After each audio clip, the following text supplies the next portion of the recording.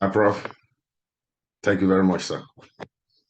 Um, I think I will just request to stand on the system protocol and fire on with this presentation. And when I request to stand on the system protocol, it's not because I'm too much in a hurry to fire on, but because the system protocols, and my specific protocol are quite so long and so VVIP that you cannot afford to miss anyone.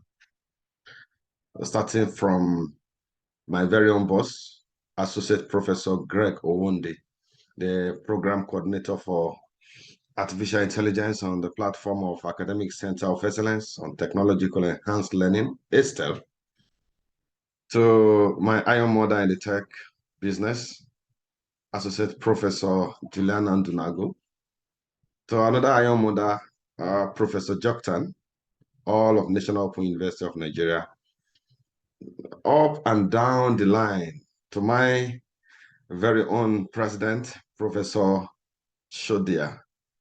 Uh, you can see, if you understand what I mean, it's quite a long and very important protocol. So to the protocols and to all of you intellectuals in the audience, I bring greetings to you from National Open University of Nigeria and from all of us at Brainsoft Systems Limited. I'm very happy to be part of this program. And for the past couple of days since we started this summit, a lot of erudite professors have spoken on the subject of artificial intelligence. And honestly, when professors have spoken, it's usually hard to find something to add. But it's okay. Artificial intelligence is such a mammoth technology that you can always find somewhere to come in. And talking about finding somewhere to come in, I will just relate with you a project I'm working on. And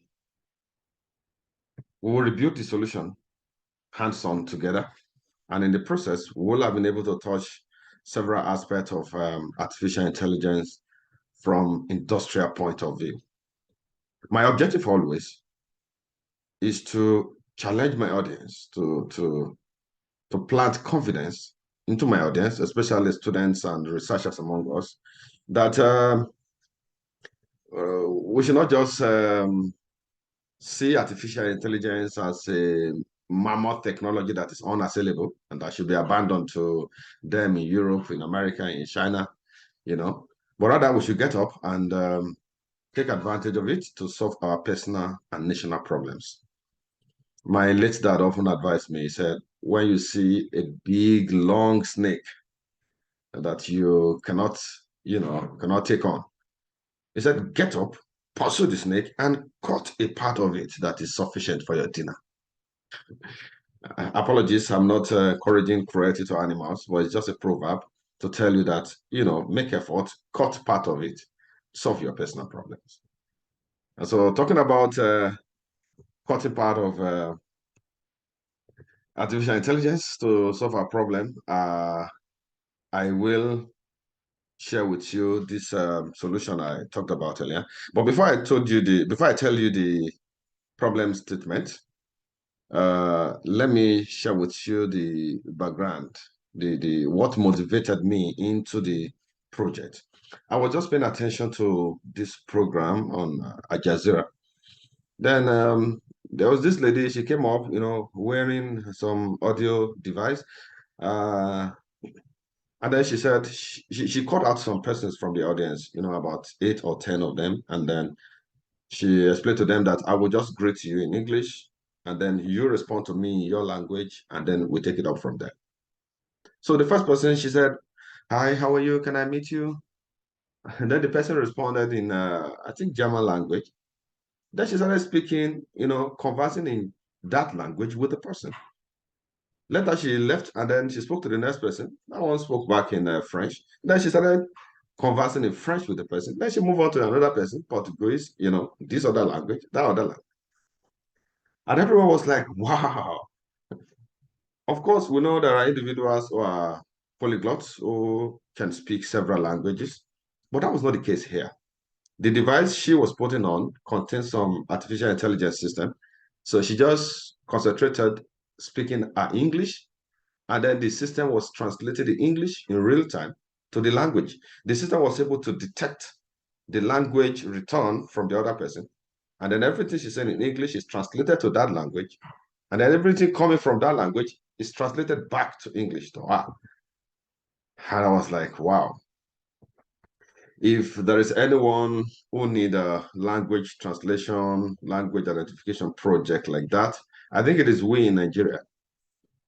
Because when I check according to Ethnologue, how many languages do they speak in France? Maybe 35. They speak, I think, 14 in UK. They speak 10 in Portugal, 31 or so in Italy. In Nigeria, we speak uh, 539 different languages. So if anyone needs to work on language projects, it should be we in Nigeria. So I started thinking about it that, okay, what if I have a system, maybe like a WhatsApp chat, maybe we're in a group, and in that group we have people, the Yoruba speaking, we have the Hausa speaking, we have the Igbo speaking, the Tiv speaking, and so on. And what if I can chat maybe in my Yoruba language, and then the person who has selected Hausa language received my chat in Hausa language. She chat back in Hausa language. I got it in my preferred language. And then while he's getting his own in Hausa language, the other person is receiving his in Igbo language, in the different languages. And they send in their preferred language. I get my preferred language. Would that not be fantastic? Or we can even take it further from there. Like the way I'm discussing with you on this program, I'm speaking English. What if we have a system whereby you can plug your earpiece, into your phone, and then you are hearing your preferred language. You're hearing Yoruba, the other person is hearing Hausa, the other person is hearing Igbo, all like that simultaneously. That would be like speaking in tongues. Or we can even take it further. What if I have a call app and I make a call to Professor Greg, for example? I speak in Yoruba, and then the prof is getting the conversation in Igbo. So he speaks back in his language, and then I get it back in my language seamlessly. So that is what I want to build, hands-on, live and direct with you. At this point, I'll request to share my screen so that you can see the live code. Okay, and we'll also request to share sound, in case we have some audio stuff to play around with. Okay. In the process of, okay, I choose speaking in tongues with artificial intelligence as the theme of this presentation. Maybe somebody will ask me, why did I choose that? Then I'll explain. In the process of rebuilding the solution, this is what I intend to cover. I'll touch briefly on web hosting. And the reason is because I want to be able to keep the codes and the files that I'm going to use here today on the web for easy access. When we did this presentation last year, a lot of person called to ask for the codes and the files, and so this time around I said, let's make it easy. Let's host it online so that everybody can have access to it. Then I will create a QR image and a QR scanner using OpenCV library. That is the Python computer vision library. Computer vision, by the way, is that branch of artificial intelligence where we try to give visual intelligence to the machine. Okay, we want the machine to see a picture and be able to draw intelligence from that picture. A QR image is like a barcode, okay? But a barcode contains horizontal information, and QR contains both vertical and horizontal. If you don't know what a QR image is, you're going to see one quickly. The reason why I'm doing that is to be able to aid the navigation to the online material that we're going to post, because maybe some of us are unable to write down the links. So we'll just have a QR image you can scan, and then you get to the link. After that, I'm going to create a chatbot, a chat GPT kind of chatbot with Python, just to illustrate the power of AI, to you. Then after that, I will build the call app in my problem statement, a two-way translation call app. In building that, we're going to touch on several artificial intelligence topics like language identification, language translation, text to speech, and speech to text technology.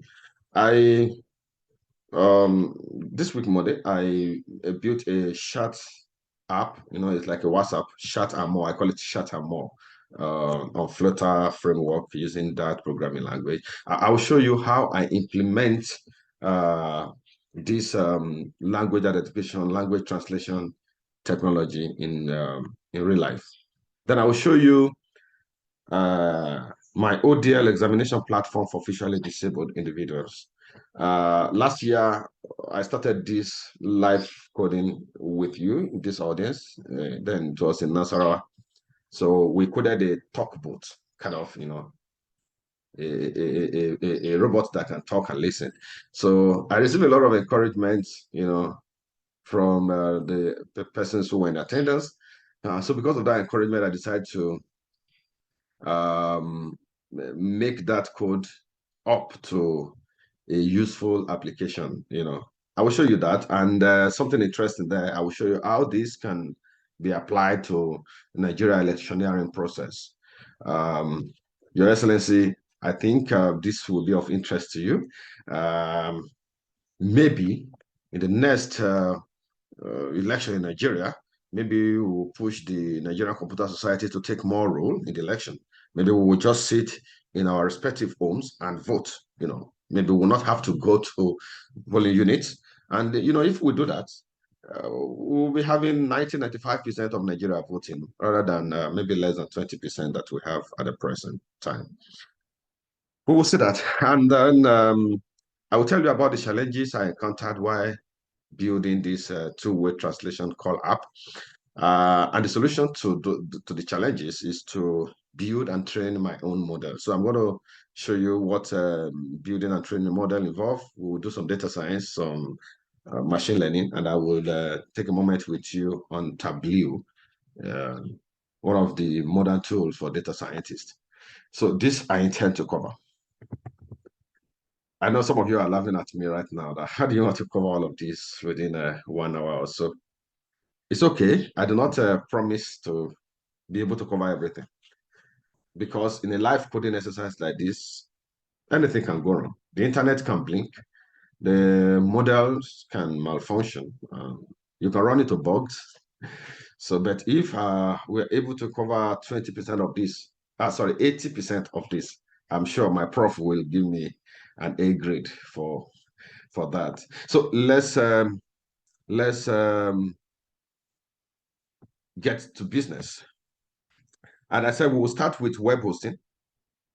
Okay, when you have a file that you want everyone to have access to, then the solution is web hosting. Maybe you have prepared a website. You cook up some HTML, JavaScript, and the CSS, and people can navigate around that site. You want everybody to have access to that site. Then the solution is to host it on the web, so that someone can type www.awodeleboy.com and then they are there. Or maybe you write a fantastic Python application that is collecting information from weather information from the cloud, and then maybe that application is connected to your pumps in your farm, so that when the weather information is certain condition, you can activate the pump to do some irrigation, stuff like that. You cannot put that kind of application on your on your system. You cannot afford to run your system every minute, every hour, every day of the year. So the best thing to do is to host such application on the web. Or maybe in a program like this, you want everybody to have access to the codes and to the files. Web hosting is the solution. So there are a lot of websites that provide you with web hosting services. You have HostGator, you have InMotion, you have Bluehost, you have GoDaddy, a whole lot of them like that. Some of them are free, some you pay. But for reason of convenience, I'll just show you this one, Replit.com. Very simple. Just type replit.com on your browser, and then you have this interface. You are required to sign up. And if you have signed up, you log in. The sign up is very easy. Anybody who can create Yahoo account can definitely create a Replit account, So for the purpose of this presentation, I have created one, and then now I've logged in to save time. Okay, so if you log in, this is the interface you have. All you need to do is to create a repo and then publish the repo to make it available to everyone. Simple. Creating a repo is just like creating a folder. You can see I have a couple of them here already created, but let's create one for the purpose of this presentation. So as I created a repo, you select a template. You can choose to do HTML, CSS, and JavaScript there, or you can choose to do a C# project, a Java project. But for purpose of this presentation, I will just choose Python as one of the industry standard for artificial intelligence. Okay, so you are asked to give it a name, a title of the repo. Let me give this NCS AI Robotic Summit 2023. Yeah, I'm prompted there because I've tested it before. So, all right, so all you do is just to create a repo, and in no time, the environment is set up. Okay. You have your file, this left-hand side, you're going to be given, okay, that's already done, as you can see. So you have a console where the result of your program will show. You have a shell where you can set up your environment, and then you have a main.py file where you can write your Python code. Okay, because we're starting with a QR image creator, I need to do a brief setup to install the library I'm going to use, the QR code library. Okay, and that will take a few seconds to do. And all right, so that's done. So what I will just do now is to import QR code.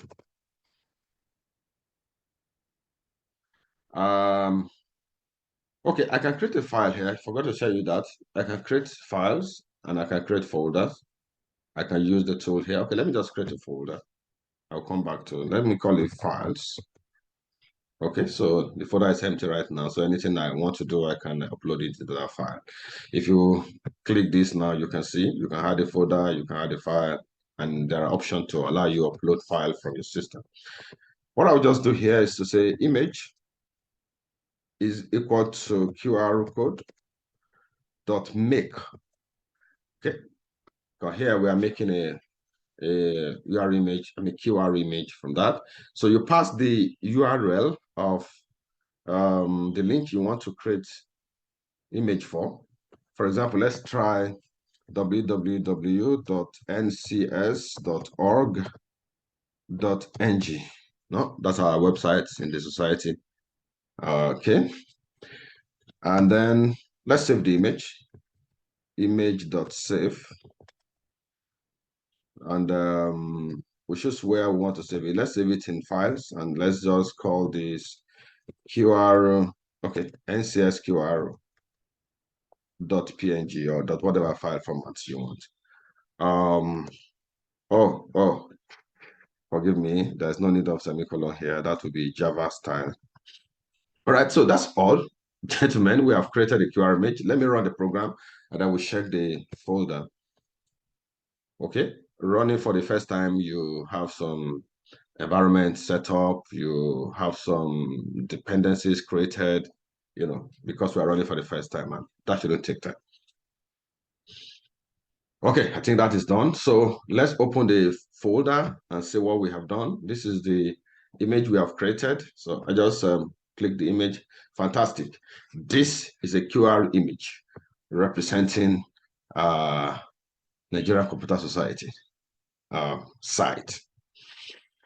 So if you pick out your phone now and you open your camera, some of us, our camera are equipped with a scanner. It will just scan automatically. But for some of us, maybe our camera does not have that facility.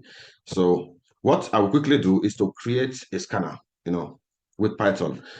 The scanner will open my camera, look at this image, and navigate to the site. So let's quickly do that. But I won't be doing that on this environment. Okay, because it will have to open my camera. Let me choose a different editor. Later, we would upload back to the folder we have created there for easy access. So this is what we have. Let me make this a little more professional. I will just say dev, give it a function name, create QR image, and then we're gonna pass the URL we want to encode here, and perhaps the file name. Okay, so let's just keep things simple like that. Then I paste this. Okay, so instead of calling the hard-coded URL here, I pass the URL from my function signature, and then the save, I put the file name there. Simple. So I can now call this, create a QR image, and then I can pass the NCS site there. So, oh, we have, okay, yes, we are missing the file name there. So let's put the file name. So NCS QR.png. All right, so fantastic. If we check the file now, we should have that file. All right, this is it. So that's the image. What I will just do now is to, okay, let's create the scanner. Then we'll come back and snap this to test. So what I will do now is to create a scan image functionality. Scan image. Okay, so we pass the image we want to scan here. Gentlemen, this is just a very simple code, 2 lines of code. We will create a detector using the OpenCV library. Then we ask the detector to detect. That's all. So because we want to use the OpenCV library, we need to import it, import CV2. That is the Python library for computer vision. Okay, so we need to install this, yeah. Then I have default detector equal to cv2.QR code detector. That is the model in that case. So we get a detector, then we can have the detector to detect and decode.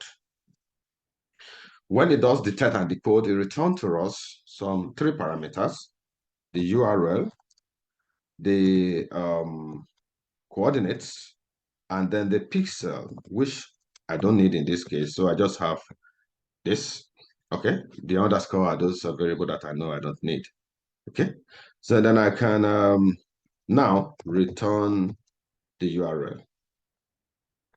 All right, that is all. This way, scan the image and give us the URL. But you still need a programmer or a software engineer to be able to pass the image to this function. You know, you still need to write code to pass it. So let's write another functionality that will open our camera and do the scanning. So I have dev scan video. I could say video scan, but the convention wants us to name our functions as in some kind of verb expression. So scan video, okay. So the first thing I'm going to do is to open the camera of the system that is hosting my program. So I have cap equal to cv2.video capture.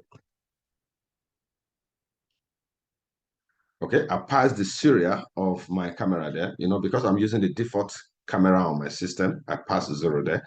If you were to have a string of cameras, like the CCTV cameras you have in the streets, if you need to open a particular camera, maybe camera number 100, you pass it here, and that particular camera will be turned on. And when the camera is turned on, you now need to read what the camera is seeing. So we have cap.read. Okay, when you read from the cap, it returns to you 2 parameters. One is a Boolean flag indicating whether the reading was successful or not. And then the other is a frame, this is the picture that you actually read. So what I'm going to do next is to do a looping. Okay. Okay, let's make this one success. So we loop only when there is success. Okay, so why success? What I will do is to show what the camera is seeing. So I have a cv2.imshow, image show. It's not to bring up a window. Let's give the name scanning to that window. And then the middle will show frame. That is the picture that is seen. Okay. Now, after this, we need to scan that image, which we need to scan the image. That's the frame in this case. So we have scan image. We are calling the function we have created before. Okay. And then we're passing the frame to it. And if you remember, scan image return a URL to us. So we can collect the URL back here, right? Then we need to check if a URL was actually returned. So if URL, then we can do whatever we want with the URL. Maybe we can just print the URL out if we like. Just monitor things. Then we need now to navigate to the URL. Okay, so we'll need a web browser to do that for us. So we import web browser. Okay, and then we can ask the web browser to open the URL for us. That's all, gentlemen. But when we open the URL, then we can break, so that we don't continue to scan again. And just in case we would like to stop the program without having to press the stop key from here, which will cause a keyboard interrupted error, we can quickly do something like if cv2.wait key, maybe for 1 second, is equal to the org of letter Q. So if this happens, we can as well say break. Okay, so that's simple enough. And then finally, we need to do the reading again so that the process can continue. So what we have done is very simple. We will open the camera, we read from the camera, we pass the image to scan, and then if the image see a URL, we locate the URL and break out. If everything goes fine, then we need to release the resources we have used so that we don't waste the computational resources. Then we need to ask CV2 to destroy all windows, because some windows are open here at this image show. Ladies and gentlemen, this is all we need to create a scanner. Let's test it. Let's test it. So I test it by calling scan video. And now the scan video will open my camera. So for that reason, I'm going to temporarily close my camera because it's the same camera, the camera with which you are seeing me now. I'll close it so that I will have access to it here. Before I do that, let me snap the NCS QR image that we, stored before so that I can then show it to my scanner, right? I'm just going to snap it with my phone. Okay, so I think I have it now on my phone. So permit me to shut down my video. All right, so I'm running the app.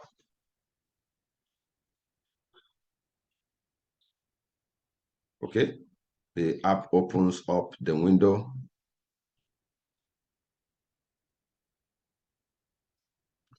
Okay, I'm having a beach here.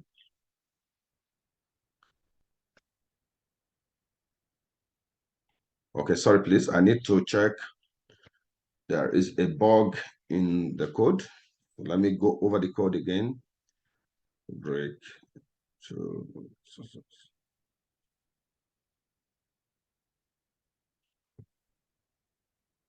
Okay, detect and decode is missing something. That's good. We need to detect and decode the image. That was missed out there. Yeah. So I'll run the code again.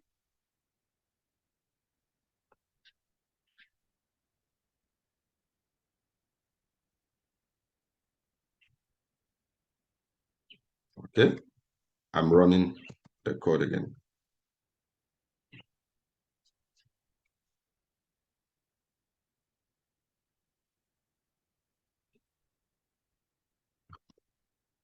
Okay, I'm still having a CV2. Okay, we need to load the CV2. Yeah, so run again. Okay, my camera is opened up and now I have the window. Good. So I'm going to show the image to my window. Of course, there's interference from light. And now when it detects the window, as you can see, it navigates immediately to NCS website. That's good. That's good. So we've secured that. If you look at it now, we've covered the first 20% of what we are set out to do. What we'll do next now is to create a chatbot and then move simultaneously to create a two-way translation app. All right, so let's get back to business. So we leave this. You see, it also printed out the URL as we have instructed it to do. Now, oh, please let me on my video back. Thank you. You see, sometimes when you want to solve a problem, the first thing you check is that are there existing models to solve this problem? You don't want to start reinventing model all the time. So, or reinventing the wheel. So if there are models, okay. But sometimes you also compare the metrics, that is the performance of this model, and see which one is more suitable for you. I can use the OpenAI API to do this. I can use Google Trans.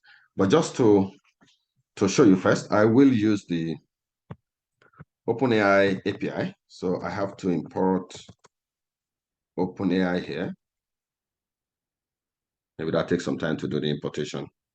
Okay, so I continue to write the code.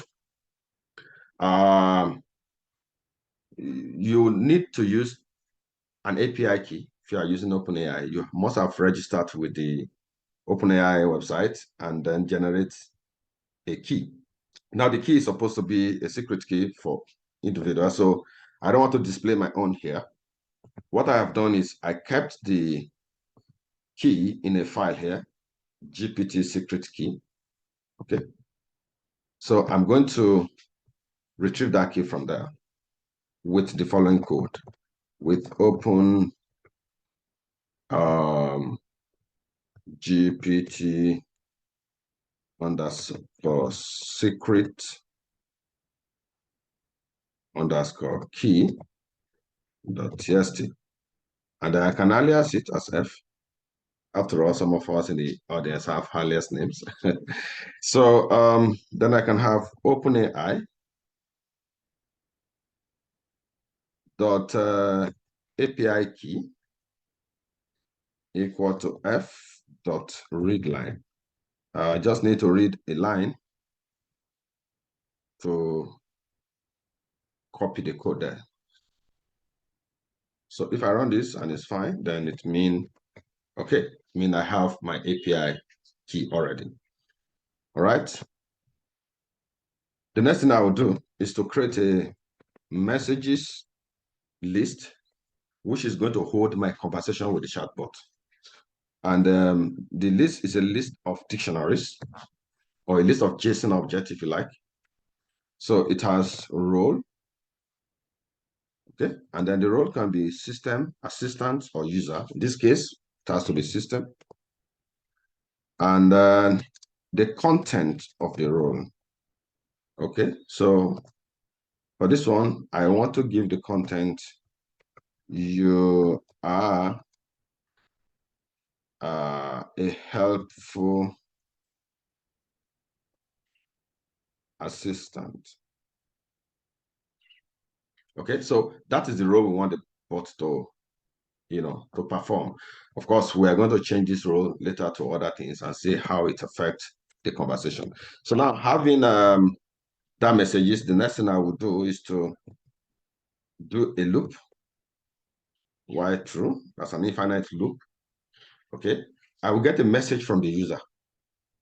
The message user want to type in. So I have a message input that's getting the message from the user, with the prompt me standing for the user. Okay, then I will here check if message because there are persons who are bent to frustrate your program. If you ask for message, maybe they just press enter, or instead of message, they put another thing there. Your Excellency, when you bring a technology from abroad, let's say BVAS technology, for example, it's a fantastic technology. But trust me, there can be some persons whose mission is to ensure that that technology does not work, that the server will fail to upload that day. So, when you are developing your solution, you have to inculcate that. You have to bring that in. People say a person that will not allow you to eat to satisfaction. You have to include this on into your food. All right, so we say if message to be safe. Then what we do next is to add the message to the conversation. So we simply have messages dot append. Okay, so we are appending a dictionary. It will have role, and this time the role is the user because this message is coming from the user, and then the content is the message from the user. And after that, what we do next is to create the bot engine. If you like, you just call it the bot, equal to OpenAI dot chat completion. Okay, dot create, because we are creating the model in this case. So we set the model parameter, which is equal to, okay, they have a host of models, the Dell.A, they have GPT 3.0.5, and just Monday or maybe on Friday, they release a GPT-4, which is fine. But for now, let's just use the stable one we are aware of. So that's GPT 3.5 Turbo. And then we need the messages parameter, which we set to messages. Okay, this is one of those six things in Python. So you see, this messages is my messages here, and this messages is a parameter of this function. All right. So now having created the bot, the next thing I need is to get a response from the bot. I've given the bot message here. I created the bot, so I get a response. So let me just say response is equal to bot. The bot has choices, and we pick in the first one, which we have the highest confidence. And we pick the message from that, and I'll pick the content of the message. All right. The next thing we do now is to print out the response. So we have print. Okay. Let's have a nicely formatted printout. First, we like to put a \n, to have like an enter key. Then I have bot, and then the bot will say the response. Okay. Also, let's have \n here so that we can have a nicely formatted printout. So after printing out the response, then we need also to add the response to the conversation list. Okay, so we can have messages dot append. Okay, we are appending a dictionary also, and the role this time will be assistant, and the content this time will be the response. Ladies and gentlemen, that's all. That's all we need to do. But just in case we want to be able to stop the bot without having to click here, which will introduce interrupted error. We can have something like if message equal to Q. Okay, let's say we're using Q to quit. I should say message dot lower in case my keyboard is on capcase. So if I have Q from the message, then I can just print quitting and then break from the loop. Gentlemen, this is all we have to do to create a very intelligent bot. And if you can't, maybe we have 1, 2, 3, 4, 5, maybe less than 12 lines of code. Okay, so let's run this bot and see what we get. So now let me check for bug. So we have message, we have this. All right, let's run it. Okay, so me, and I say hi to the bot. And the bot said, hello there, how may I assist you today? So at this point, I can start asking the bot anything. And just imagine anything you can ask. I say, who is the first president of Nigeria? And the bot said the first president of Nigeria was Dr. Nnamdi Azikiwe. All right. Then, I don't know, we can ask anything. Let me ask one silly question. When did Nigeria win her first FIFA Football World Cup? Of course, I know that Nigeria has never won it, so let me just ask and see how intelligent the bot is. And the bot respond that Nigeria has never won the FIFA World Football World Club. Forgive my error there. Football World Cup. The closest Nigeria has come to winning the World Cup was in 1994 when the Super Eagles reached round of 16, you know. So let's say, can you give me the top 10 self-help books? Maybe I should make it 10, top 5 to us to save our time. You know, maybe we'll have to think more before it gets 10. Time to pump it together. Okay. The bot is working in the background.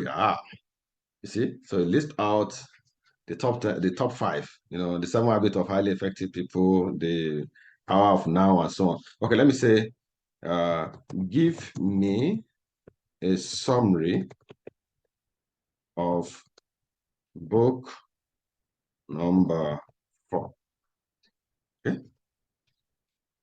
Now, the bot will be able to remember which book was number 4 in its own listing. And that is what we try to achieve by, okay, so it has come back with a summary and the power of how, which is the number 4 book here. Okay, so while I was preparing for this this presentation, I just put it there that give me the top 10 book written by Professor Awodele, and he listed it out. I asked for a summary, give me a fantastic summary, you know. So now this bot is acting with the role of a helpful assistant.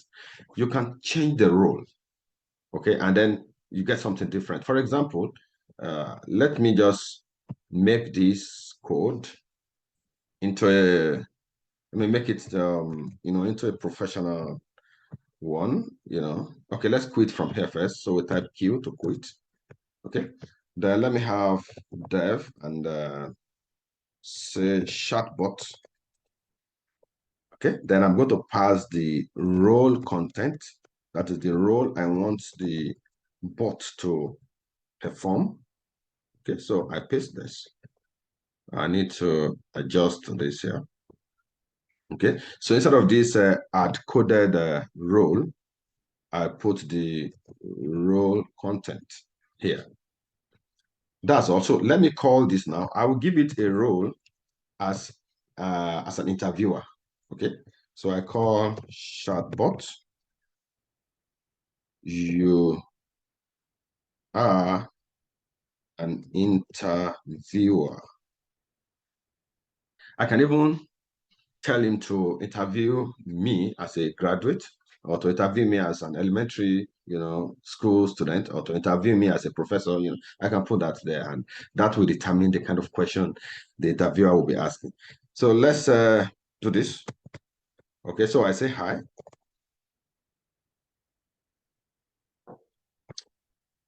Let me quit and rerun the program. It looks like my bot is still has not gotten the role very well. And I hope there's nothing missing here. Okay, so I run it again. And I say hi, bot.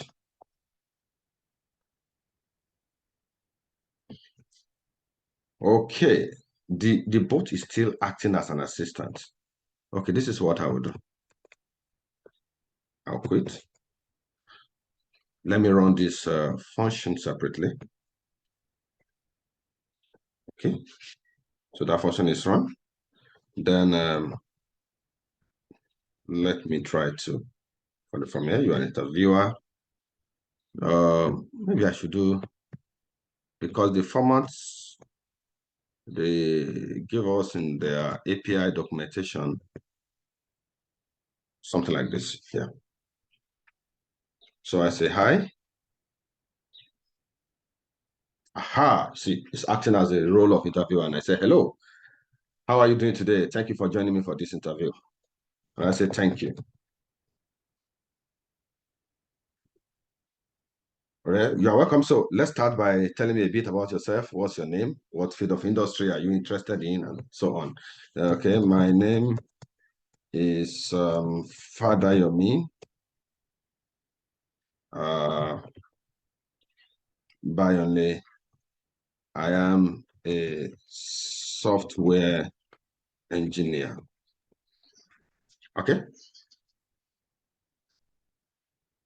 Look at what the bot say next. Great to know, Father Yomi. How long have you been working in the software engineering field, and what kind of projects have you worked on so far? 25 years. AI applications.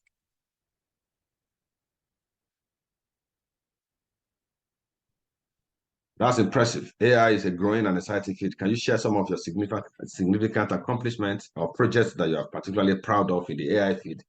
The bot is this intelligent.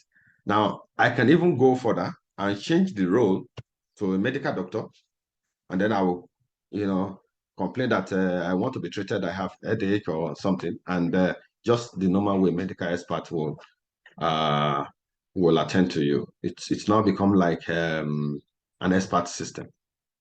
You can change the role to a career developer and ask him to, prepare your CV based on your information. You can ask him to write you a cover letter, based on certain job specification. Just all the things you can do in the normal chat GPT. All right. This is just a little by the way. Let's get back to the solution we actually want to build. I will not use this API. I will use another one, and that is Google Trans.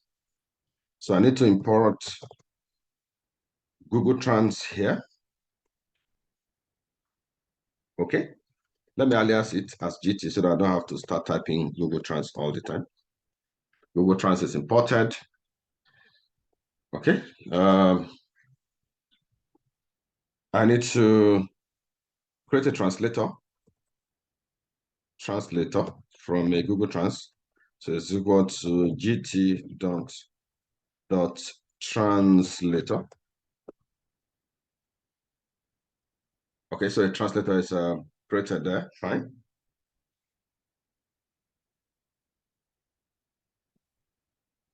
Then I can use the translator now to translate. I can say translation is equal to the translator dot translate. Then I can pass whatever I want to translate here. Okay. Maybe I say, I greet my mentor, Prof. Awodele. Okay, so this will give me a translation. Let me get out the text out of it because it will return a translation object. So I get the text out of that. Then I can print out the translation. Look at it. Okay, I need to specify the language I'm translating to. Yeah, forgive me there. So translates to Yoruba. Okay, so I run it again. Mo kí olùdámọ̀ràn mi, Ọ̀jọ̀gbọ́n Awodele. that really speaks my mind, ladies and gentlemen. All right. Now, this is YO for Yoruba. How many languages are there supported in this API? Okay, so I can say GT dot languages. You can see, okay, let me print this, in a more professional way. So I can simply say for lang, I'm trying to loop for code in GT dot languages. Okay, let me enumerate this so that we can have some kind of counter variable there. So enumerate, okay, the languages. And because I have enumerate here, then I need a counter variable to hold the counting, right? So for this loop, print, okay, let's do some nice formatted printing. So I can have this. Let's put the counter here. Let's say n+1 so that it doesn't start counting from 0. And maybe I give it a width of 3 and align it to right. Then I can put a code here. That's the language code. I think some are 2, some are 3. Okay, let's just give it a width of 5. And I can align it also to right. Then I print the language name. So that will be gt.languages. Okay, and then subscript it with the code. All right, so let's run this. All right, we got the languages, and if you look at it, we have 107 languages. Yoruba is there. We have Zulu. Okay, let's scroll up. We have okay, we have HA for Hausa. That's interesting. I see there's also Igbo. I saw that. Yeah. So I think this is the three main Nigerian languages supported in this API model. So let's create a variable called Nigerian langs, okay, and set it to a tuple of YO, the code for Yoruba, IG, the code for Igbo, and maybe HA for Hausa, and okay, we can just add Arabic in case of some of our brothers who can speak that one. All right. So we run this. Now with this, we can create a functionality that do a translation to multiple languages. So we can have dev do translate. And we pass the text we want to translate here. And then we pass the langs to be translated into here. So with this, I can, maybe I first print the text to be translated. Okay. Then maybe I underline it with some kind of code like that. And then I can look over the langs provided.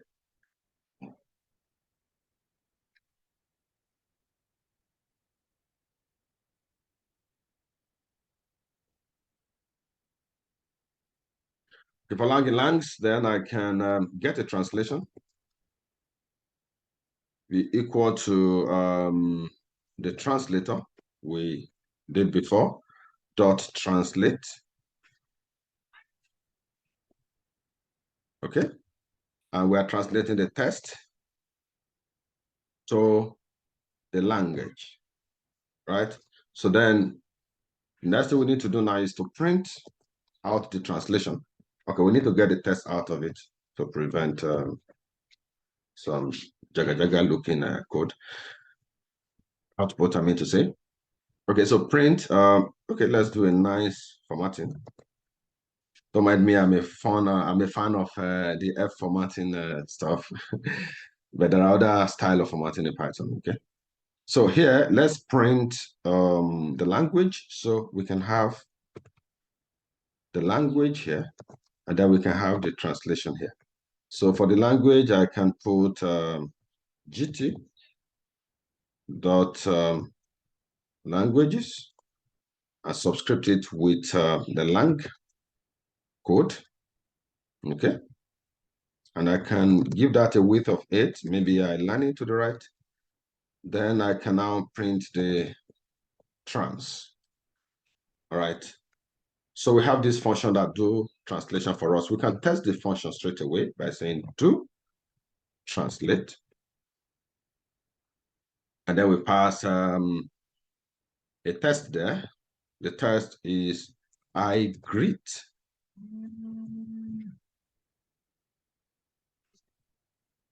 my mentor,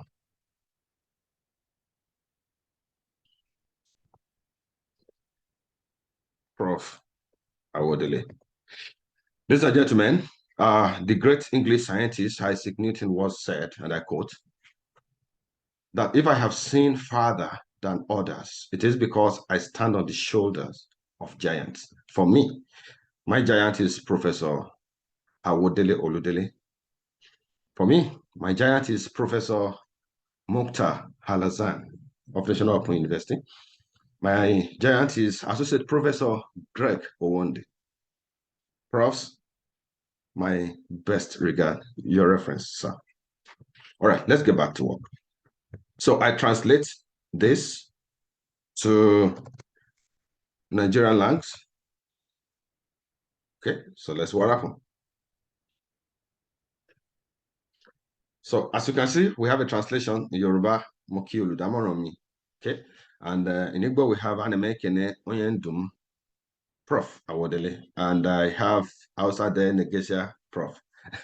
and also some Arabic presentation. Now, we are going now from English. Forgive me there. Okay. Okay, no, I want to put this below this. All right. Okay, this one. Thank you. All right, so we are going now from English to this Nigerian language. Is it possible to go from, say, Yoruba to Igbo and like that? Why not? So let's run this again. And then we have, okay, let me just copy this Yoruba translation that we already have and paste it here.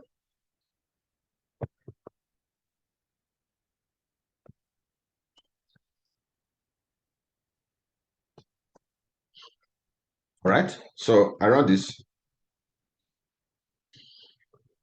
Okay, so you see, we go from even Yoruba language to Igbo to other languages. And if you see, the translation from the Yoruba is the same thing as what we have here.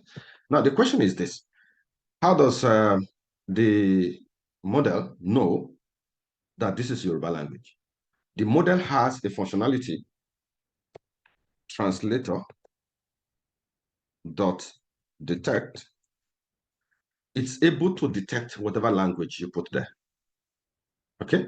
For example, if I have put a sample of Igbo text here,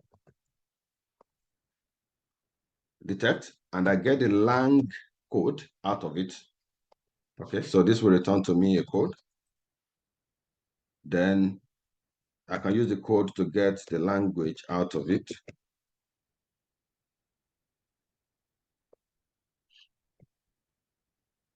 You see, the model is able to detect, this is language detection, that this is able. All right. Now, we have been able to do translation, but test to test translation. For us to complete the code to have a call app that is two-way translation call app, we now need to, bring in audio to test or speech to test. But before then, let me quickly show you how I implement this code, this two-way translation, or maybe multiple-way translation, I should say, how I implemented it on Monday this week while preparing for this presentation. I did so on Android Studio using Dart programming language. I came up with this app. Okay, let me just show you the app from beginning. Let's run the app.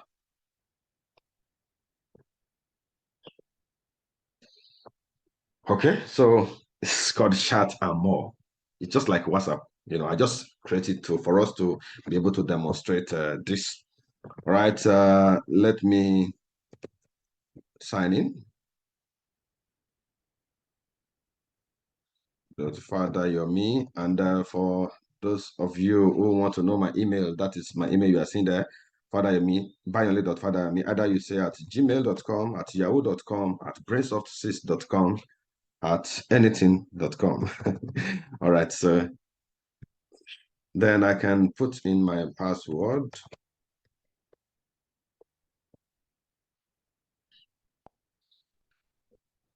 Okay, so I have the contacts I want to chat with here. Okay, I have Brainsoft here. I have the app also on my phone.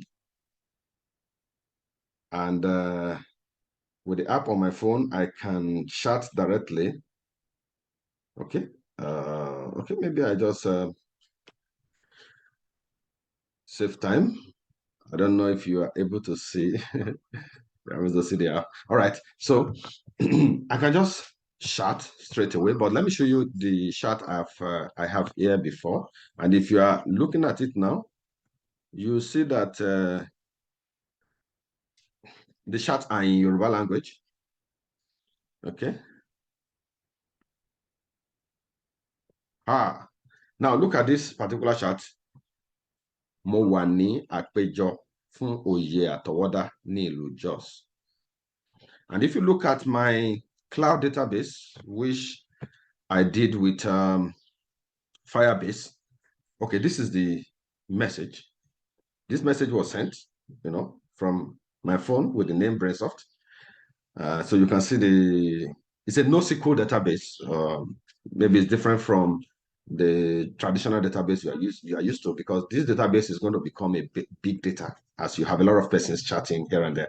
Now look at it. The text is, I am at the seminar for artificial intelligence. And so, but this phone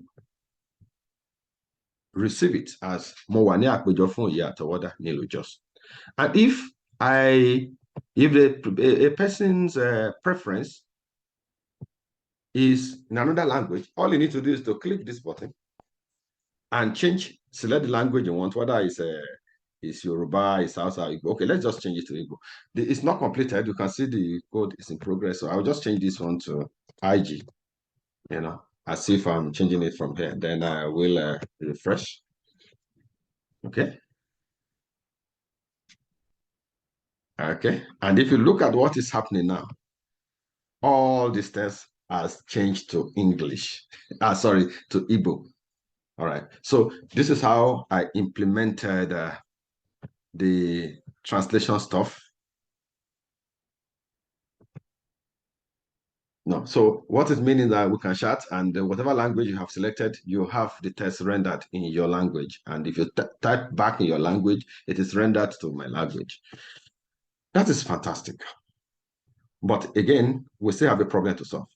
Speech to text, because we want it to be a collab. How do we go about that?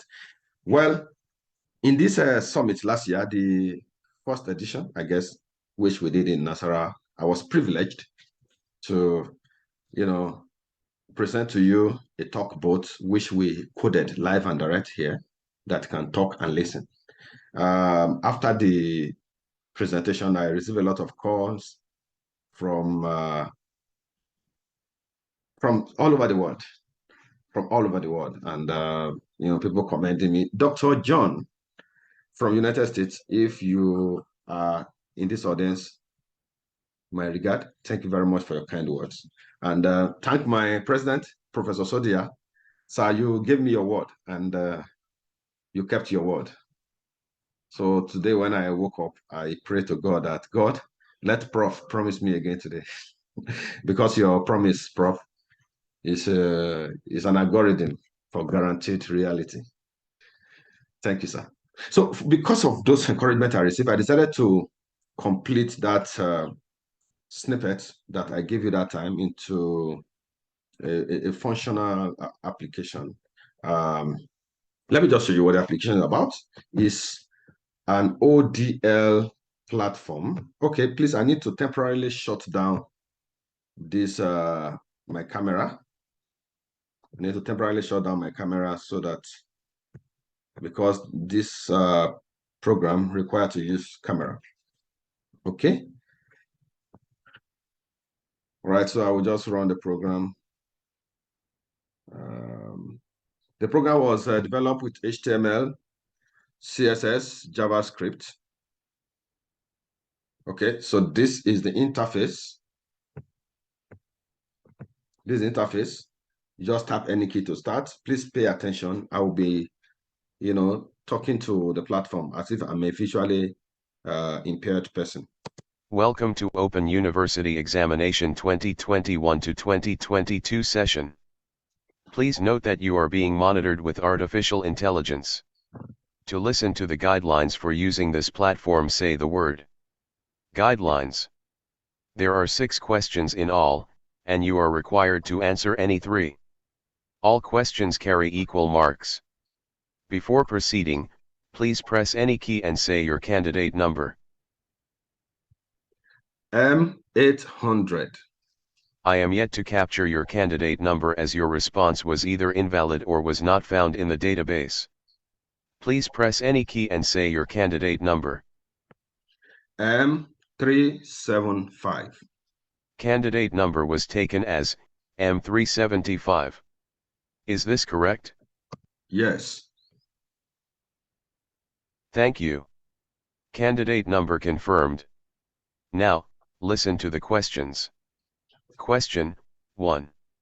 What is artificial intelligence? Artificial intelligence is a branch of computer science in which we give human kind of intelligence to machines. Okay. Next question. Question number 2. What are the branches of artificial intelligence? Question number 9. There is no question number 9 in the list of questions. The total number of questions is 6. Question 4. Question number 4. What is the significance of data to AI technologies? Data is the blood of artificial intelligence. Next question. Question number 5. Choose the correct option, A or B. Who is the father of artificial intelligence? Option A. Okay. Previous question. Question number 4. What is the significance of data to AI technologies? You have given some answers for this question earlier. But you can add more answer and you can delete the existing answer. Read my answer. Your answer is: data is the blood of. Delete my answer. Answer to question number 4 deleted.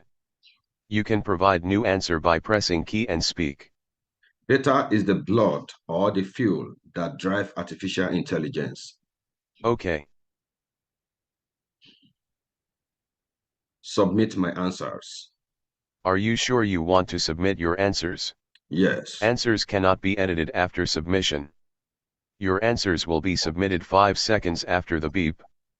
If you don't want to submit your answers at this time, tap any key now.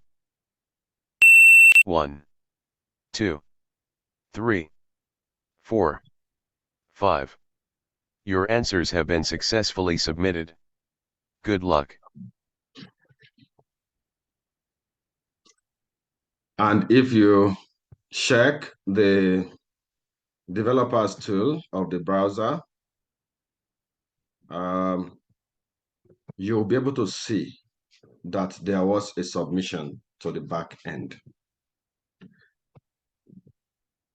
Ladies and gentlemen, this was used to demonstrate a visually impaired person write an examination. And you will take note while the program was going on that the camera was opened automatically by the platform. So the platform is looking at the candidate who is writing the exam, and the platform is using artificial intelligence to know if there's anything that constitutes malpractice. For example, if there's a second person beside the candidate, or if the candidate is wearing some kind of earpiece, that is telling him the answer, or any other systems like that. I did this project together with a fellow research partner, Mrs. Grace Agenti of National Open University, a very dogged, very hardworking research partner of cybersecurity specialization. I don't fancy you guys in cybersecurity. You know why? If you are very good in your job, it's either you are working for criminals or you are working against criminals. None of this thing is easy. So if the stake is not high, please don't call me for your project. Your Excellency, you see that it is very possible for us to adapt this kind of solution to Nigerian electioneering problems. Like I mentioned in the opening introduction, today we have less than 30% or less than 20% of Nigerian voting. And then we just finished the election process and we saw the good, the bad, and the ugly. Are we saying that we cannot just develop an app on our phone that you just sit in our room, log on to the app, place our fingers to do some biometric validation. And then if the validation is successful, the app opens a camera, and then the app launch out the political parties and ask you to select. And then when you select the party you want to vote for, the app asks you to confirm that you have selected APC or LP or whatever. That confirm if this is, and then you say, yeah, that is what you want. And then the app take your vote, submit to server instantly, and give you a reference code so that you can go to the website and check your submission. And simultaneously, the app give you a recorded video clip, which you can take to court as evidence in case you think that you have been disenfranchised. Are we saying we cannot build this kind of app in this country? I beg to disagree. We have a lot of guys in the Nigerian Computer Society who will take this up and deliver, Your Excellency. Of course, don't get me wrong. I'm not saying it's as simple as that. It's not going to be simple because there will be a lot of persons who would not want that to work. So there will be people that when you say enter your name, they will enter their name and enter some SQL injection. There will be some man in the middle and all the rest of cybersecurity stuff that will be there. But I was listening to Rufai, Arise News, and Dr. Abati. And then somebody raised this issue that why can't we have a technology where we can vote at home? And then the presenters will say, oh, we're not there yet. We are not there yet. I know we are not there, Your Excellency. But when are we going to get there if we don't start? And if we go abroad to go and bring a beavers, a fantastic technology, no doubt.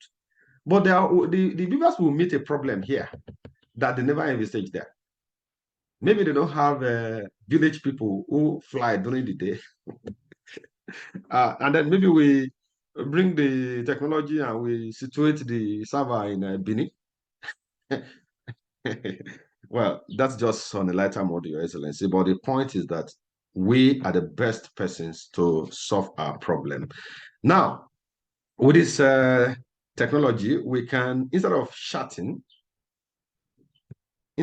typing chat with this our chat GPT chatbot or with this our Google Translator, we can bring in a speech to text technology. So let's quickly write a functionality that can talk and that can listen so that we complete this project on time.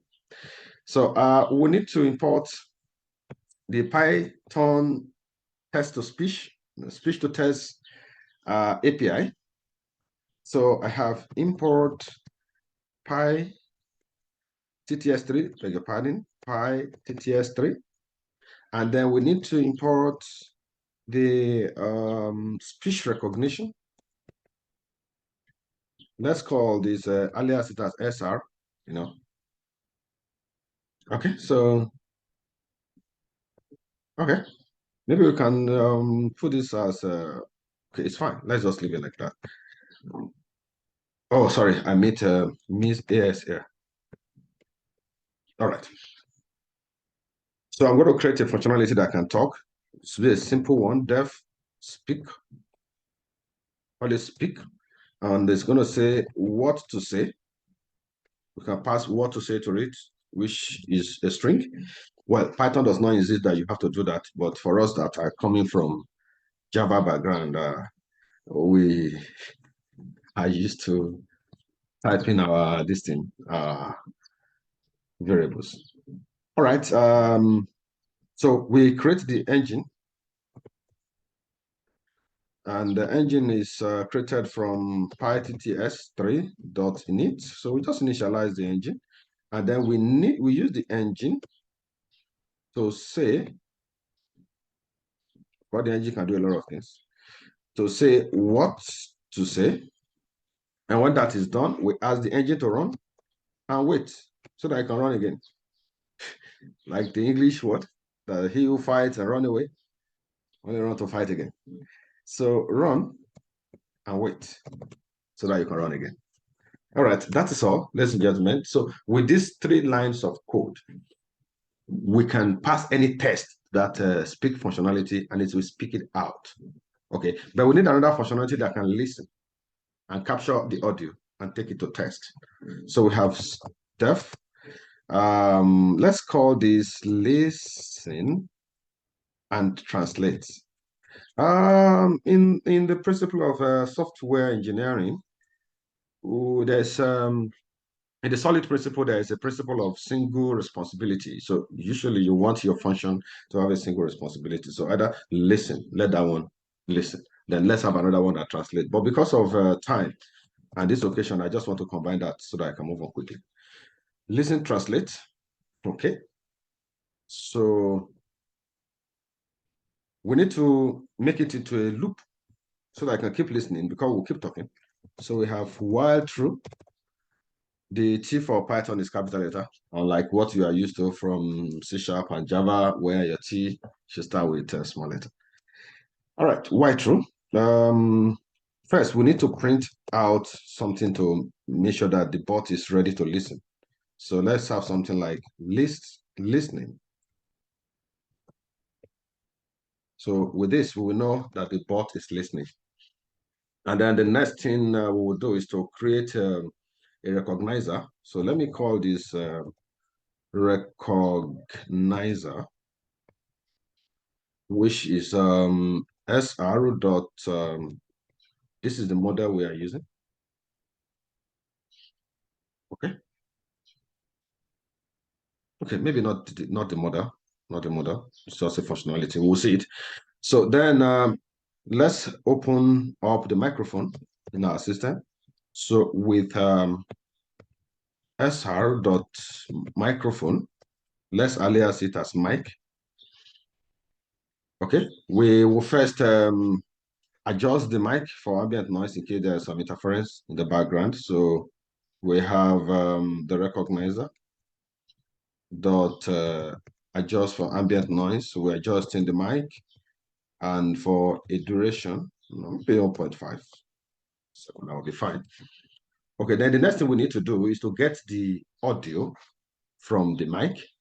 So we say audio is equal to a recognizer dot listen.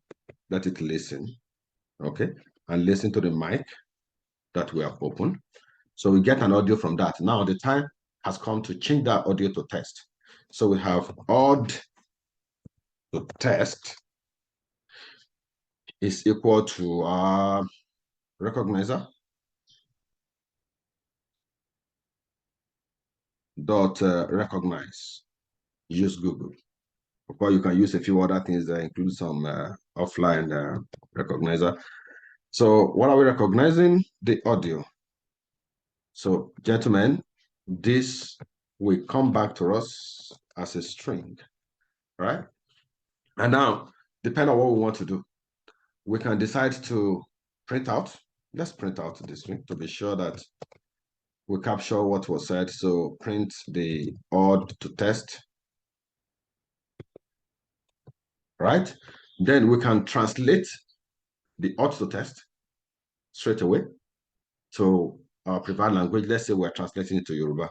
So I have a trans again equal to a translator. Remember, we created a translator earlier. Dot translate, right? So it's going to translate the auto test and let it take it to Yoruba. I'm a Yoruba speaking person and it's quite easier for me to read. So we do the translation, we get the test out of it. So we've got the translated test.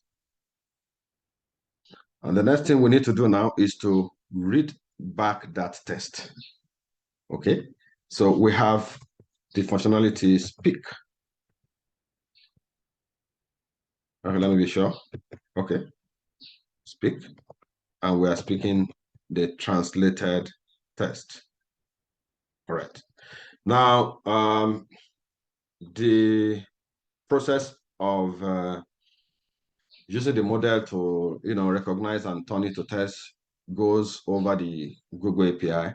So this process can actually lead to some error. So ideally, we should be having it inside a try except block.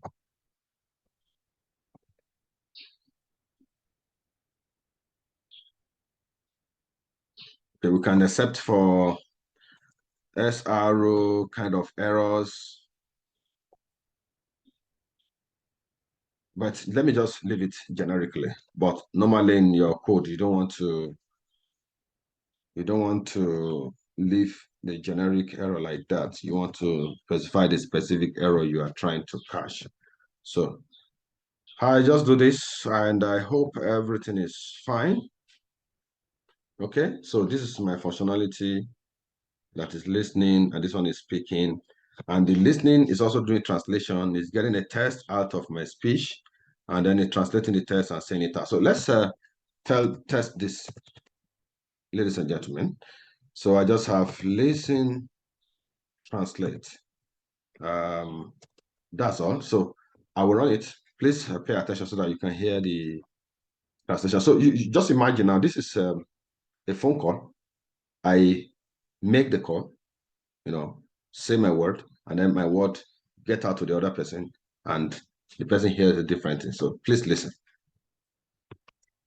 Okay, there's an error. Expected an indented block. Okay. All right. I think my indentation here. Right. True.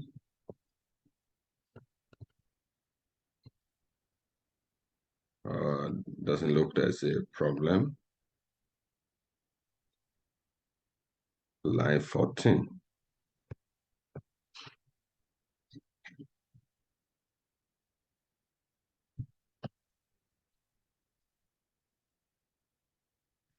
Oh, yes, yes, yes. We have to indent this here. Forgive me.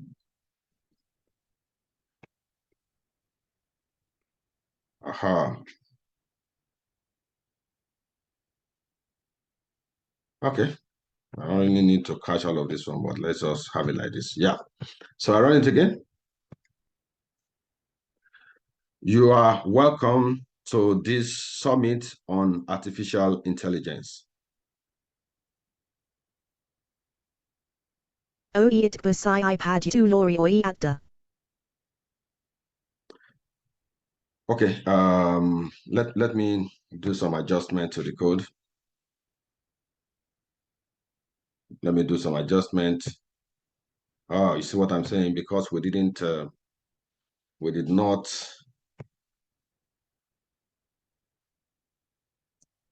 have a way of quitting. All right, so let me rerun the imports. And then,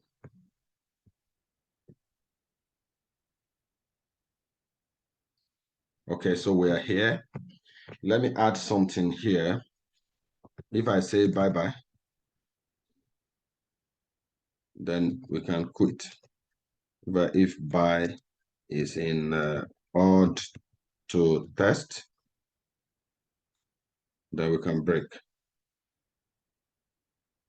We can show we are quitting.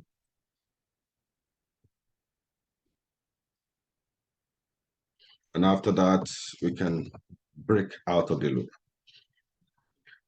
Okay, so let's run this again. Okay, let's print the translated version so that we can get print the trans. Maybe after printing the odd to test here, after printing the odd to test, maybe we can also not just separate it with a line, something like underlining it. All right, so let's run this again. You are welcome to this meeting on artificial intelligence.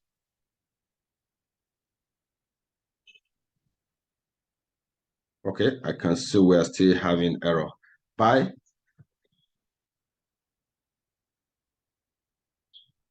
Bye-bye.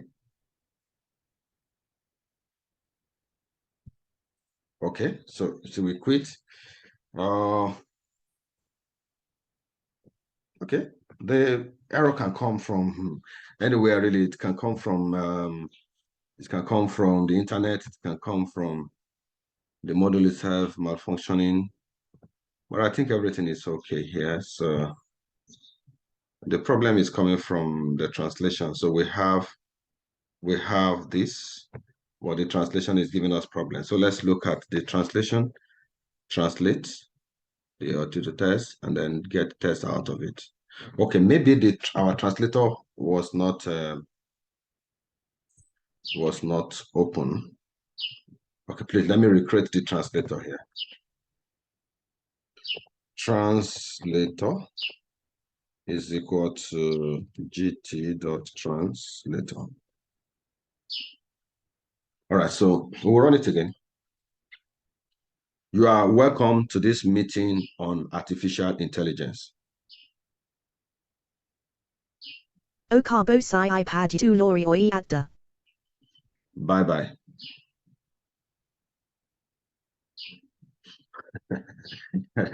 I don't know if you follow what was read out. Okay, so the translation was perfect. You are welcome to this meeting on artificial intelligence. Okabosi padeyi lori oye atowoda. That translation is perfect, but at the point of reading it out now, we had some nonsense. That is the challenge I face with the project, because this is what you get when you ask a Chinese person to read a Yoruba expression for you. Okay, and out of 25, 27 languages that are in that model, there's no Nigerian voice there, or Nigerian accent, So the solution to this is now to go ahead and, create our own model, or take their model, retrain it with, with Yoruba voice and tone and accent. Well, this is not as simple as ABC, but so far we have covered some 80% of our outline. Let's take a little time to just look at, creating model, training model, and so on. What is a model? And what is involved in training a model? Model is something that you have been creating, as far back as your primary school day. Just look at what is here. This is Excel. Look at this data. So 1, 17, 2, 22, and so on. I plot the graph using Excel, and then get an equation representing this line. Okay, maybe I should just do this again in your presence. Insert, we use a scatter plot. Okay, I need to select the data. Then insert, let's use a scatter plot.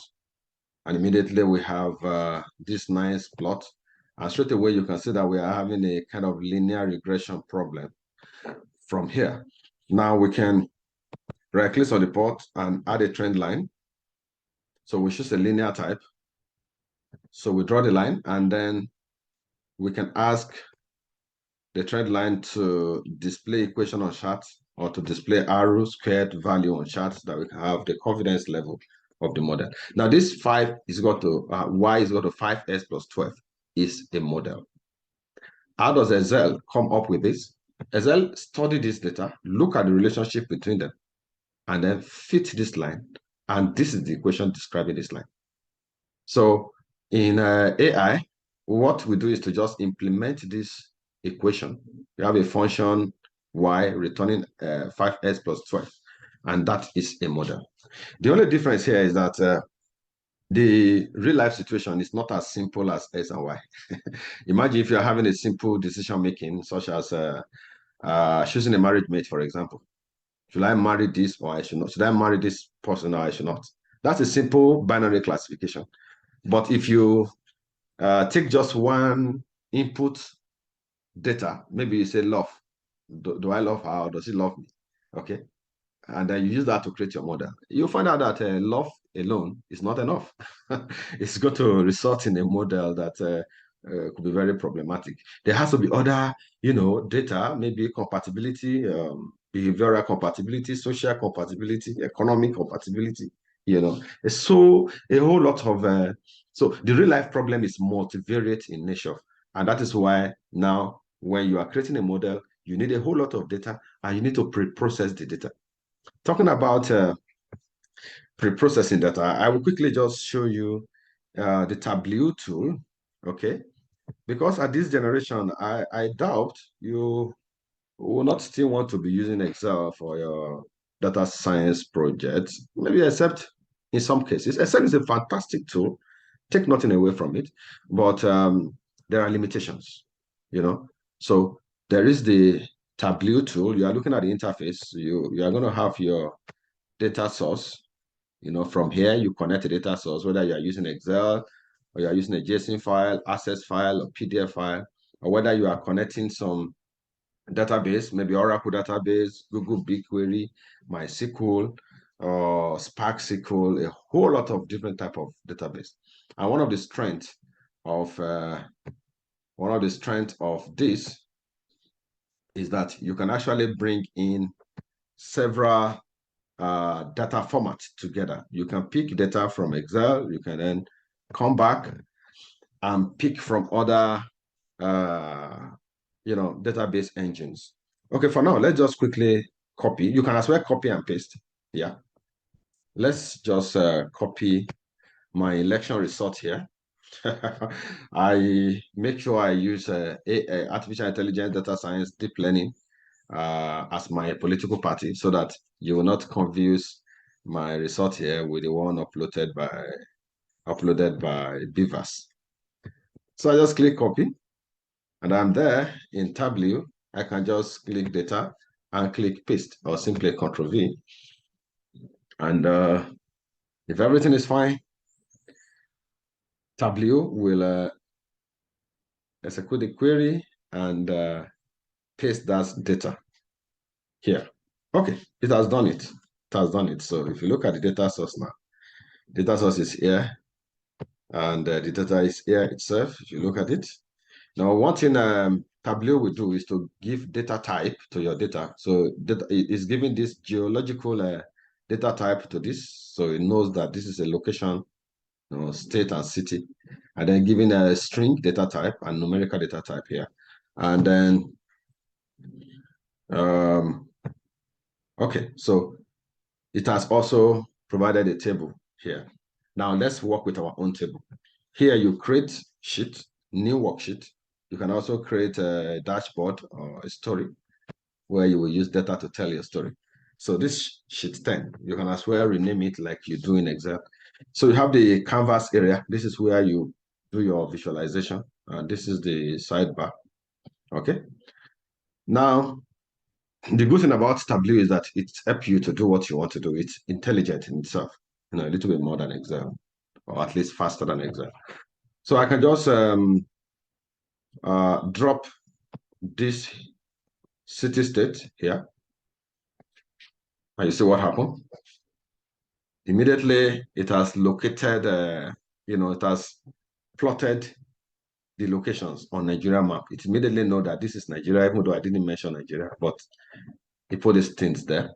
Then I can put the vote, to detail this.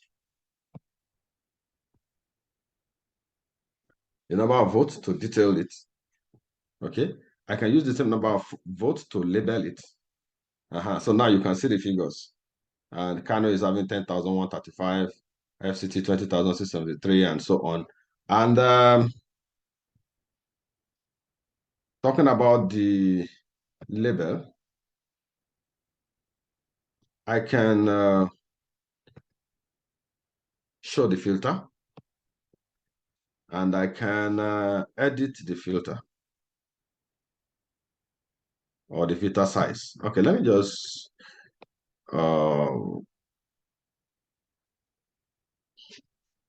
okay, what I want to show from there is to show that this the okay, no, that's not what I want to do. That's not what I want to do. I want to show that the sizes of this pole, this pointer can reflect the size of the population, so that looking at it at a go, I can be able to know where I have the best of votes. Let me delete this sheet and create another sheet. So I have okay. Then I use the vote as the label.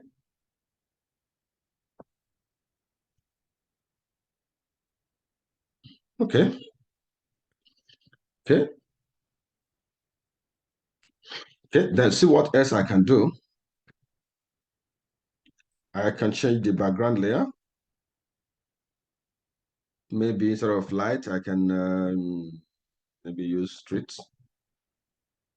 Then I have more information. Okay. I can do a whole lot more of things, but just to save time, let's say I have another sheet. I can drop the vote and then get it by the state. Okay. And if I want it further, I can click the plus here and get it by the city. Then I can, do it. Let's turn this. So straight away, we can look at this thing at a glance and then see the state or the location that produced the main votes. Okay. We can as well do something like a Pareto kind of curve. Okay, let's just drop vote here and drop state here. Then we have a graph like this. Okay, so let's sort this graph. All right. So what we can do, we can duplicate this curve, by holding Control, press, and we can just duplicate it. Sorry, that didn't work. Okay, so immediately we have this. Then this one, we can make it a running total.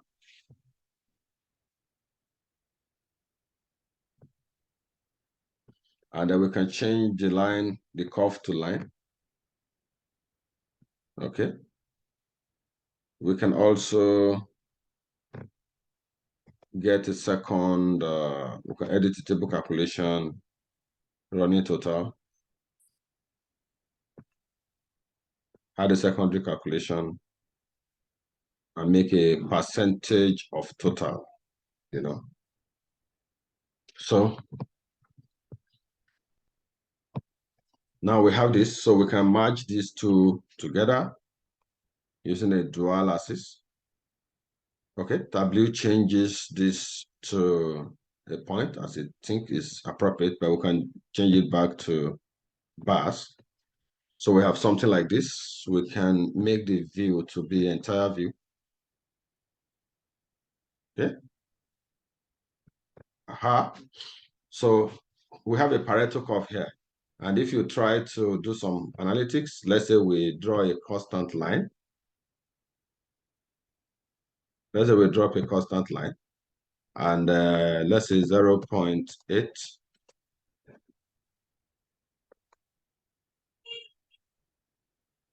Or maybe 80%. Oh, sorry, 0.8. Aha, so we have 80%.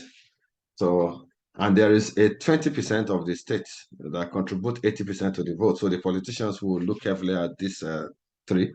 You know, there are a whole lot we can do, ladies and gentlemen, with the Tableau tool.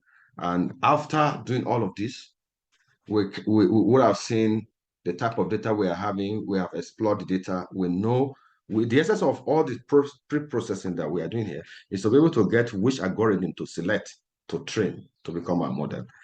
So I think this will be a convenient place to pause for Q&A so that I don't use all the time.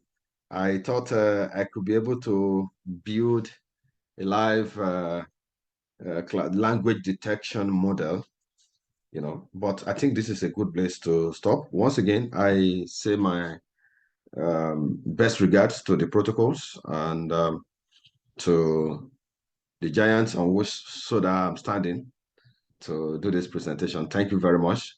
My name once again is Bayonle Fadayomi, Brainsoft Systems Limited. At Brainsoft, we research and development company on AI. We train, we develop software solutions, and we are trying to domesticate artificial intelligence in Nigeria. So thank you for the privilege. We stop at this point. Thank you.